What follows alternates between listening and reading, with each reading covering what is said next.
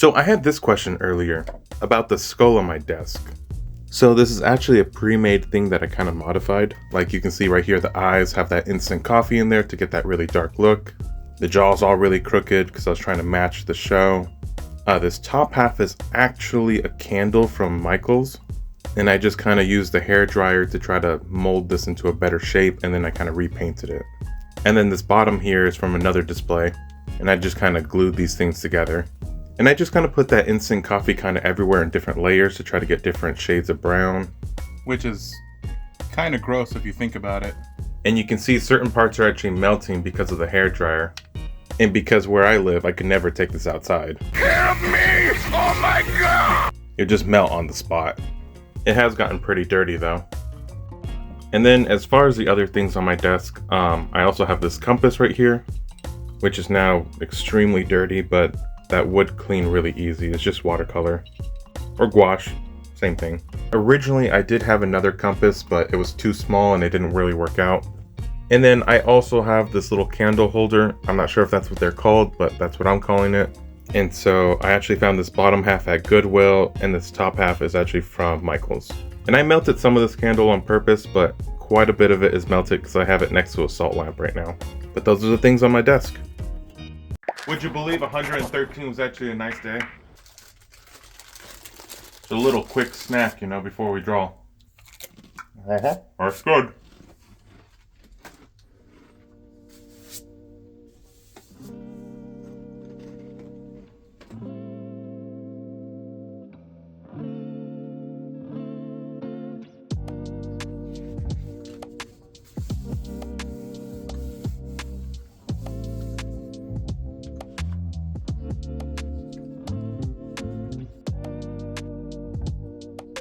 So this is not going to be the most glamorous looking page, but it does have some pretty good plot story going on here. But I'll get into that a little bit later. So we're just going to go ahead and start weathering this page, but because we have that red ink right there, I'm just going to use a piece of paper to try to protect it, just in case it decides to bleed further. And slowly but surely, we are starting to lean away from those reds and more into that yellow undertone, but we're going to have to be doing this gradually, so over time, each page is going to lighten up a little bit. And because we don't really have a drawing on this page, we're going to have to make up for it with a lot of extra weathering in places.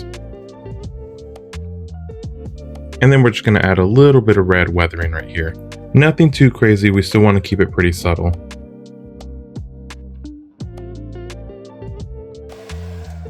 And now that we have a good amount of weathering on the page, we can go ahead and start fixing that bottom left corner. We want to make sure to add the acrylic after all the gouache paint, because it's easier to add on top of the gouache than for the gouache to go on top of the acrylic. And so I'm just going to be using a mixture of a light tan color and a dark brown and a little bit of a lighter brown. And I'm just going to go back and forth until I find a happy medium. You know, my gut is saying to leave it at this point, but I think I'm going to try and add a little bit more. And then I'm going to be adding a second layer just to further help hide that symbol. Yeah, I should have left it alone. One layer looked a lot better. And then for the titles, I'm going to be using a 1 pen for this. That'll give it a very similar look to the brush, but it also allows me to get a really clean, tight look to it. You know, ironically, it is July. And then using our red Sharpie, we're going to go ahead and add in all those little squares. And then once we're done with that, we're going to go ahead and grab our lighter blue pen, and we're going to go ahead and color in those blue symbols. I like to do this prior to adding in the rest, just because I do lose track of them. And for the symbols, I'm just going to be using a 02 pen. I don't know about you, but my hand always cramps after making those symbols. Like strain my eyes to try to see them.